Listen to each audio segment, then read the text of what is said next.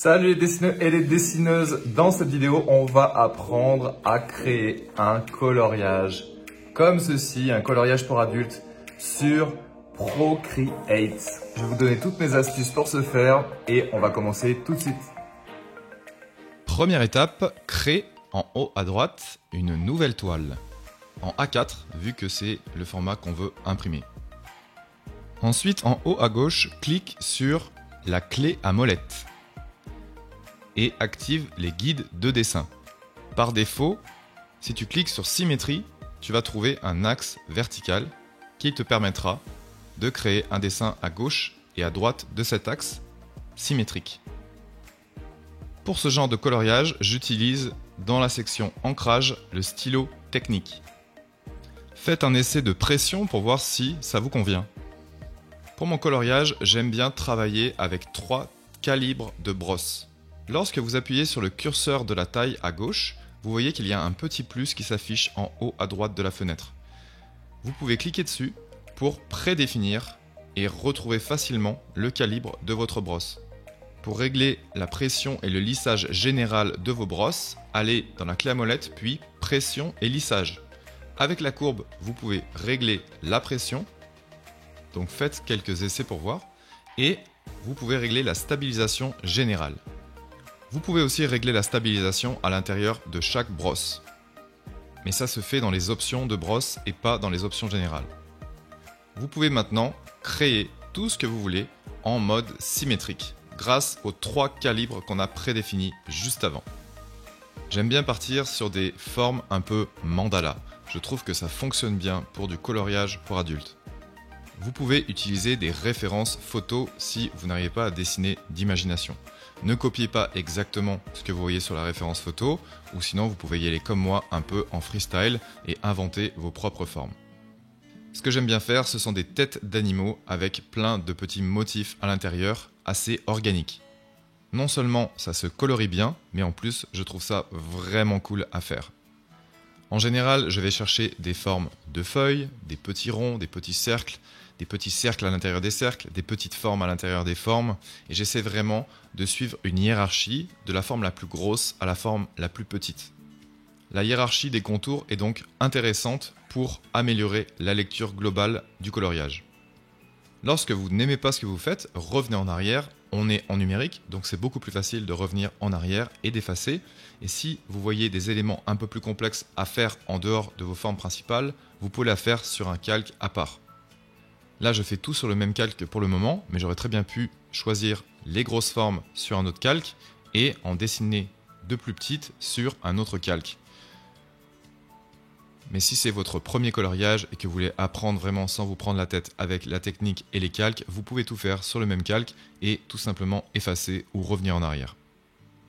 Vous voyez que je travaille des formes moyennes avant de retravailler à l'intérieur. Donc les grosses formes en premier, les moyennes formes et ensuite des petits motifs à l'intérieur des formes. C'est avec cette hiérarchie que j'arrive à remplir des feuilles entières de coloriage. Je pense que je pourrais produire 10 à 12 coloriages par jour si je me mettais à fond là-dessus. J'en ai créé régulièrement ces dernières semaines et j'ai trouvé vraiment ça cool, c'est d'ailleurs assez méditatif. Maintenant que j'ai créé cette tête, j'aimerais pouvoir remplir de blanc à l'intérieur de cette tête. Donc je viens sélectionner à l'extérieur et je viens inverser la sélection. Ensuite, je viens glisser-déposer à l'intérieur de la sélection et je place le calque en arrière de la tête de mon petit cerf. Ça va me permettre de dessiner des choses en arrière sans forcément qu'on voit les traits à travers les autres.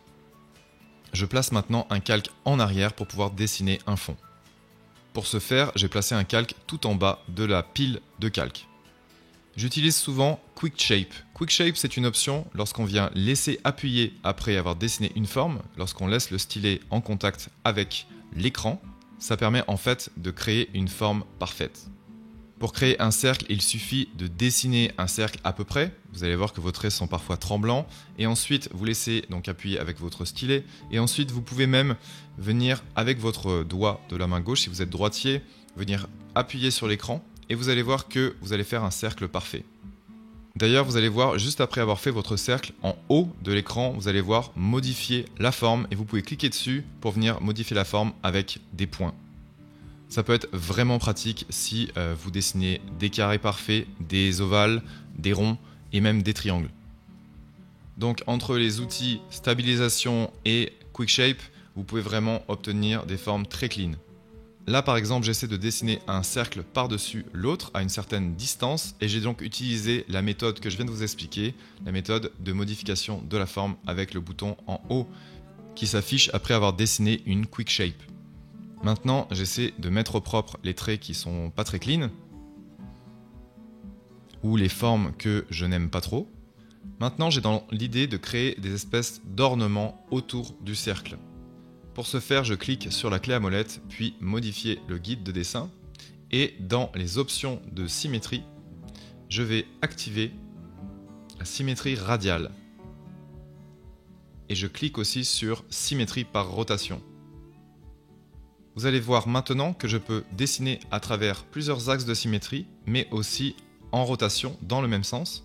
Avec cette option, vous allez créer vraiment rapidement des éléments d'ornement autour d'un cercle. On peut bien sûr l'utiliser de différentes façons. Faites différents essais créatifs, vous allez voir parfois vous allez être surpris.